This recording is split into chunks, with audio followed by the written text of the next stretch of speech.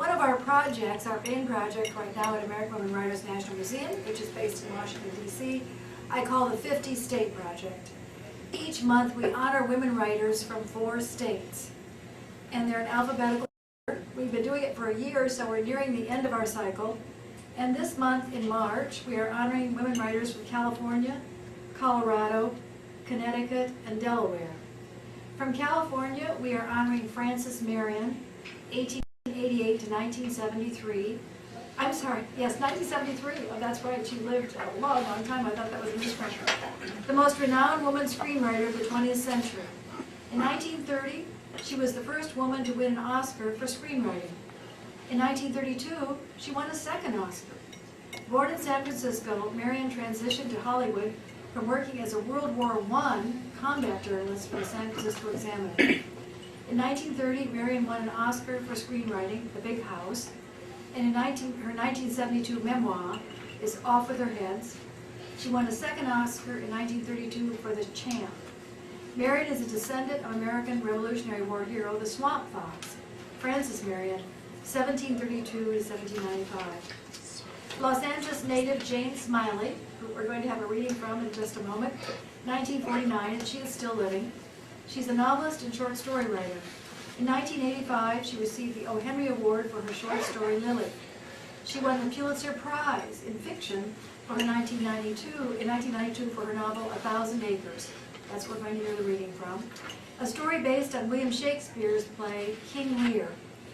Her other works include a novella, Age of Grief, 1987, and the novel Private Life, 2010. She was a Fulbright Scholar and is a member of the American Academy of Arts and Letters. Our third and last author from California, another Los Angeles native, Laurie Garrett, 1951, so she's still living.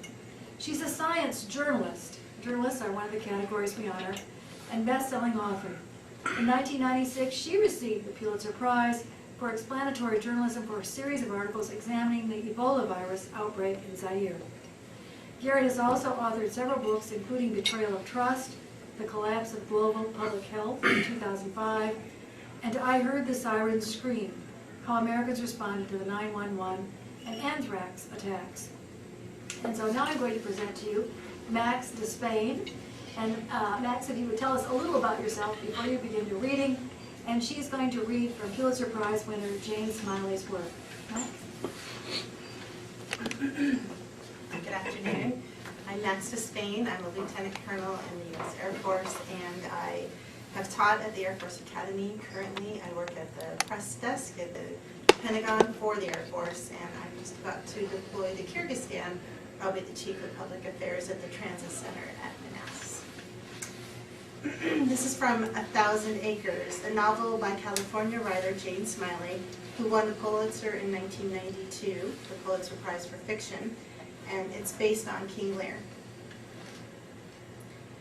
I realized that I was almost panting, and I consciously steadied my breath. Linda scanned the pool, then back to her teen magazine. I said, "I'm going for a dip." She nodded without looking up. The water was chilly and refreshing. I felt the pressure of my mother and her fears for me like a ballooning, impinging presence. My mother died before I knew her, before I liked her, before I was old enough for her to be herself with me. As a mother, her manner was matter-of-fact and brisk. I used to watch her feeding Carolyn and changing her diapers, lifting her out of messes and trouble. She did everything quickly, and never lingered affectionately over these operations, though she could be gently teasing or humorous, joking with even the youngest and most oblivious infant. She bottle-fed Carolyn, and I'm sure she bottle-fed us in spite of the fact that farm wives never willingly take on extra work, and her demeanor during the feedings was rather impersonal, as I later recalled it. During the feedings, there was no melding with the child into symbiotic fleshy warmth. Her dresses, even her house dresses, were structured and public seeming with tucks and darts, decorative buttons and applique work. The span of her motherhood was a short one, just over a decade, only a moment really, no time for evolution. I've noticed that a mother left eternally young through death comes to seem as remote as your own young self. It's easy to judge her misapprehensions and mistakes as it is to judge your own, and to fall into a habit of disrespect, as if all her feelings must have been as shallow and jejune as you think yours used to be. But of course, when you thought about it, Rose was quite like my mother in many ways. Her manner, her looks, even in part the name. Anne Rosé Amundsen. While I swam, I formed my mother's maiden name with my lips. Virginia. That was a pretentious name for our family, taken from a book, as was Caroline. But even though I felt her presence, I also felt the habitual fruitlessness of thinking about her. Her images, partly memories of her, partly memories of photos I'd seen of her, yielded no new answers to old mysteries. There could be a quest. I might go around to people we knew or who had known her and ask them about her. I could maybe call her brother in Arizona or New Mexico if he was still alive, if someone dimly remembered the town he used to live in. I could ask my father about her. I could become her biographer, be drawn into her life and into excuses for her or blame of her. But that seemed to be like an impractical, laborious, and failing substitute for what I had missed in the last 22 years. I was, after all, my father's daughter, and I automatically did believe in the unbroken surface of the unsaid. After 7 laps, I hauled myself out of the water and sat in the hot wet.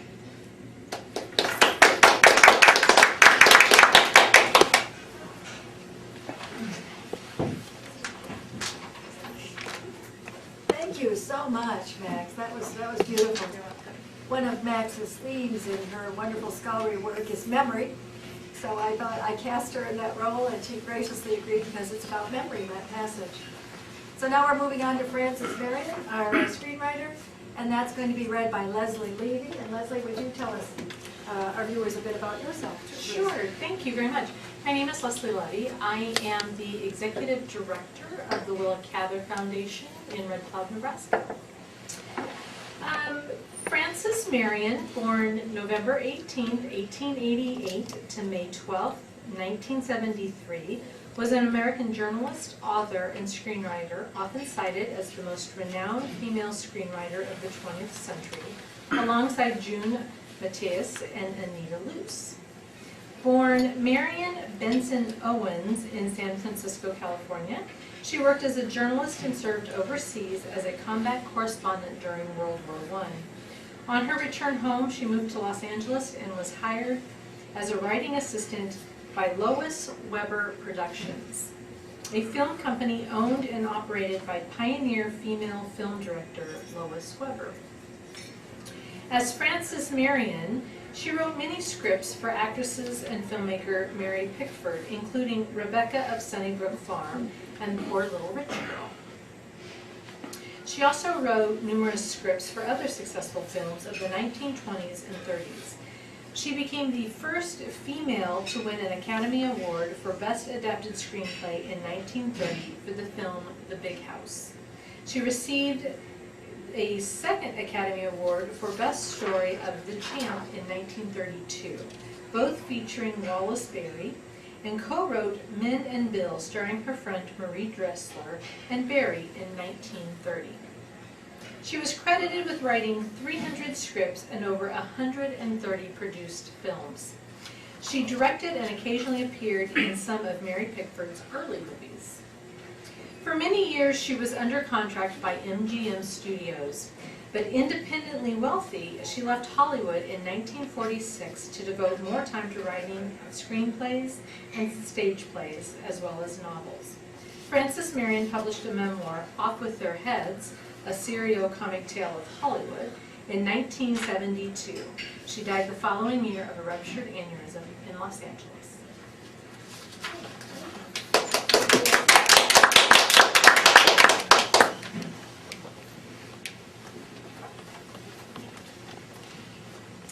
All of these readers deserve extra credit because I asked them to do this on a very impromptu basis, and they're so gracious. They haven't had time really to go through these things, but in some ways that makes it all the more charming, and certainly we appreciate their contributions.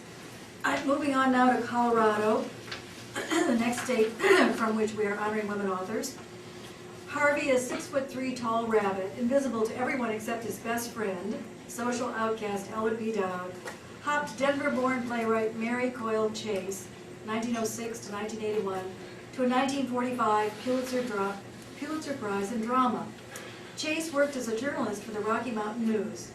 Although Chase wrote 14 plays and 2 children's novels, her family fare comedy later made it to a film starring, anybody know? Oh, yes, give me a Anybody minute. know? Yes. Trivia?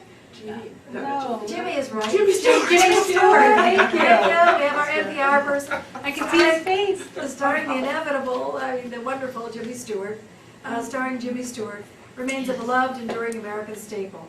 The second woman author from Colorado, Margaret Coel, I believe C-O-E-L, 1937, she's still living. A descendant of Colorado pioneers, is a New York Times bestselling author of the acclaimed Wind River mystery series and the award-winning Chief Left Hand. The Colorado Historical Society's list of the best 100 books of Colorado history includes 2 of her books. Her articles have appeared in the New York Times and the Christian Science Monitor. And the third author is Helen Hunt Jackson.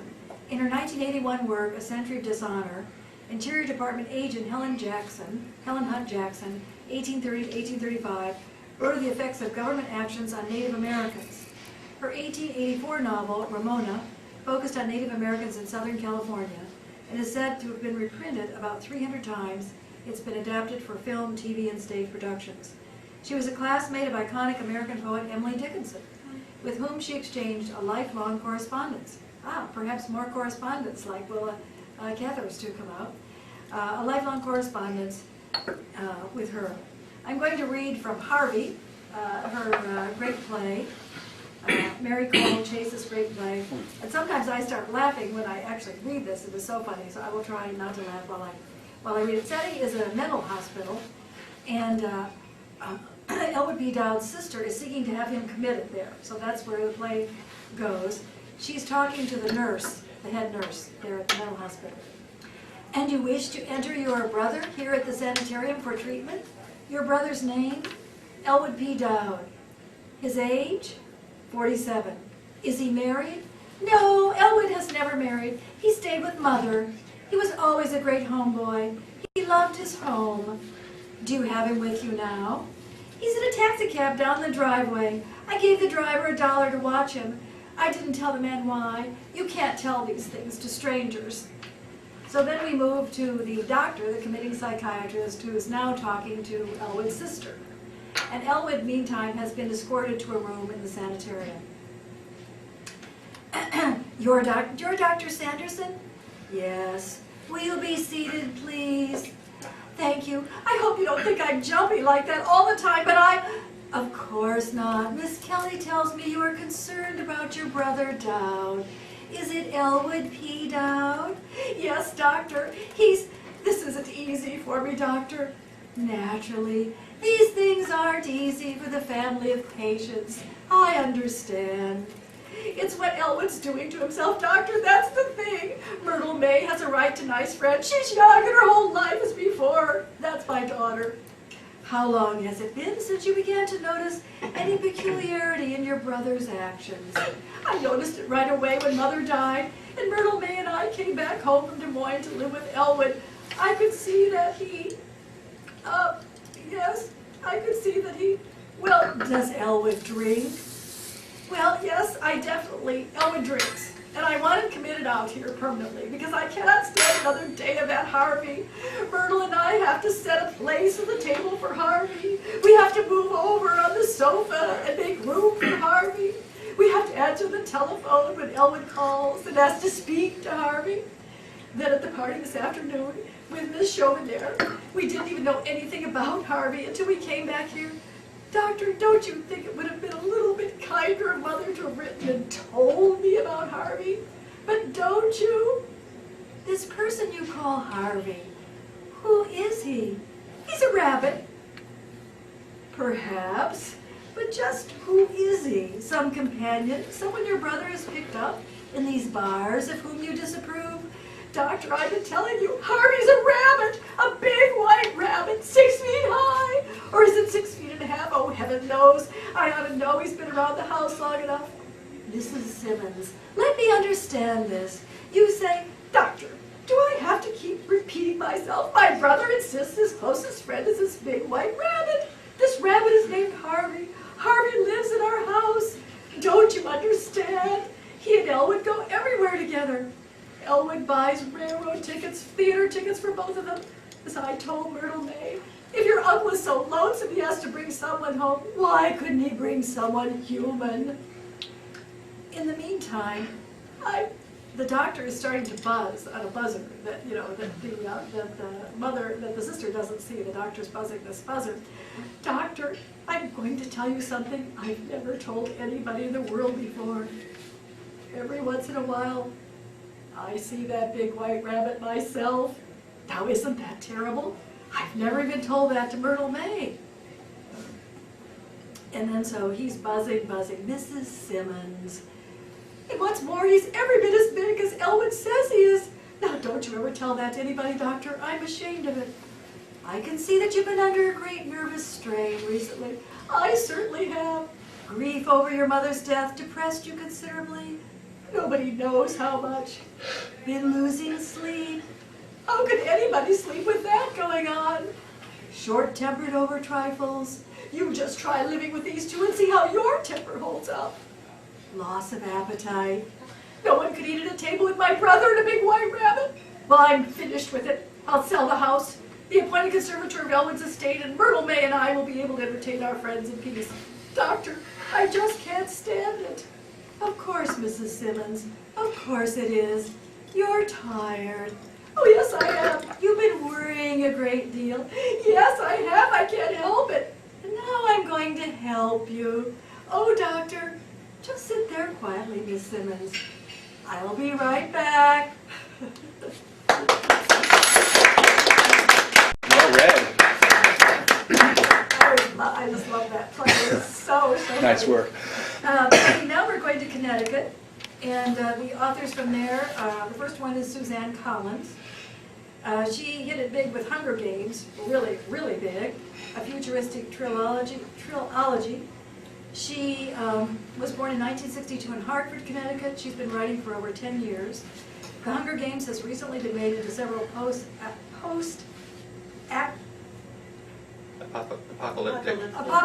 I can't say that word. Apocalyptic films.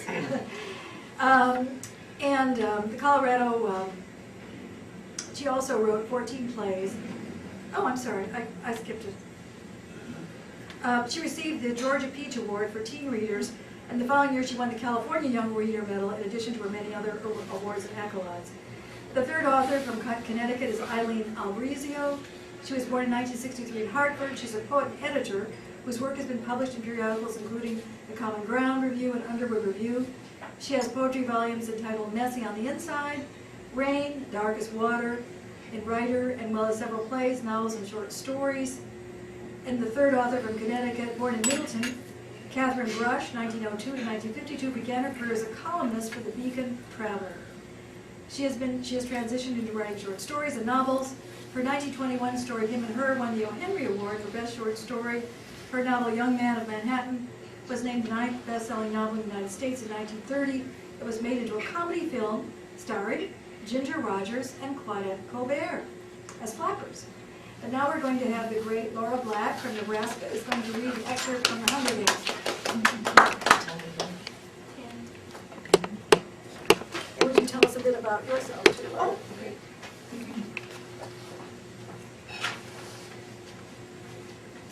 I'm Laura Black, and I'm with NET Radio, a statewide network in the state of Nebraska. We carry the NPR program, as all things considered NPR, an affiliate of NPR. In the ruins of a place once known as North America lies the nation of Hannah. I can't read that, sorry, I'll start over. I'm glad somebody else has trouble pronouncing it. In the ruins of a place once known as North America lies the nation of Helen, a shining capital surrounded by outlying districts. The capital is harsh and cruel. Annual Hunger Games where boys and girls fight to the death, ages 12 to 18. I pretend to examine a blossom. You were hunting in the woods one day, hidden, waiting for the game, I whisper. Suddenly all the birds stopped singing at once, except one, as if it were giving a warning call. And then we saw her. I'm sure it was the same girl. A boy was with her.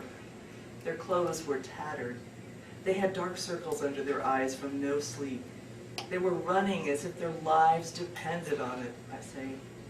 I remember how the sight of this strange pair, clearly not from District 12, fleeing through the woods, immobilized us.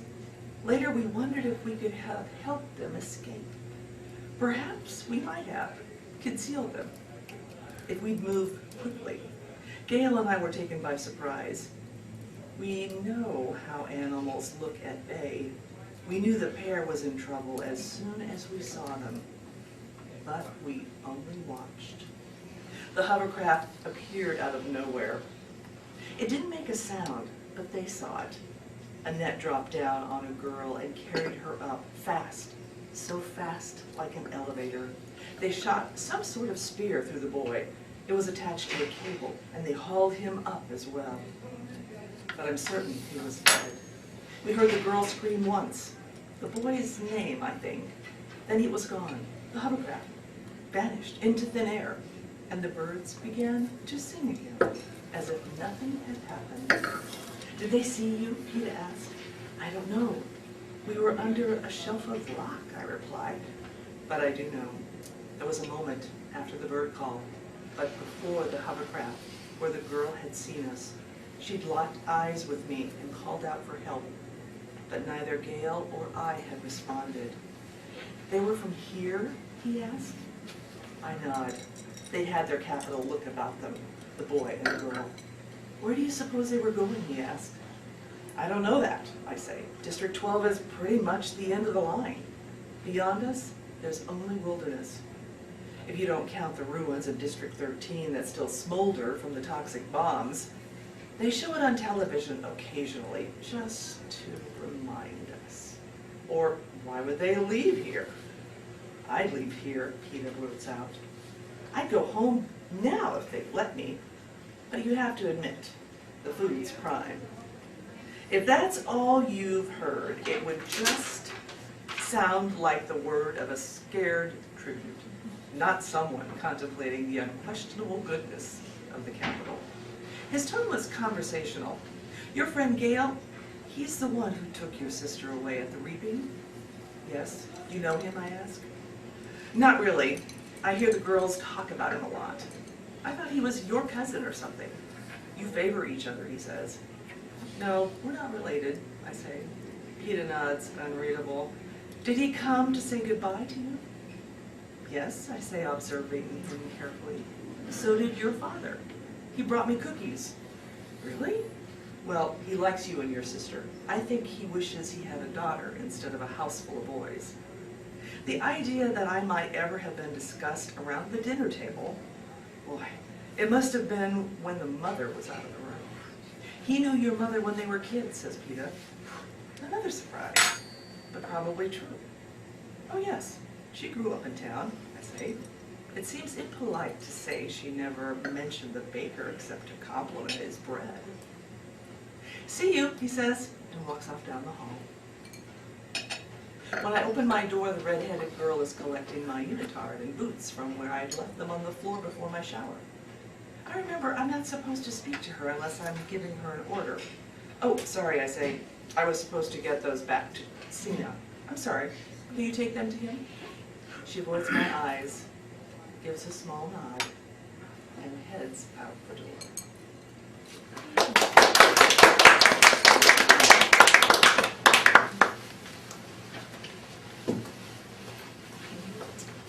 Thank you very much. I appreciate all of you. I just have a quick left Delaware. I couldn't find any excerpts from the works that I listed for the Delaware women authors, so I will just read about the authors. Romance novelist Colleen Vagner was born in 1962. She's published several novels, including her works Eternal, Undying, and Immortal. In 1999, she was awarded the Diamond Award for Literary Excellence in the state of Delaware. Born in 1960 in Wilmington, Bertice Berry began her career as an entertainer and comedian and had her 1993-1994 nationally syndicated talk show entitled The Bernice Berry Show. She later turned to writing, penning her own memoir, I'm on my way, but your foot is on my head, and as well as several other books. So those are our distinguished women authors for the month of March. Thank you very much for the volunteers who read, and I appreciate it very much. Thank you. Bye.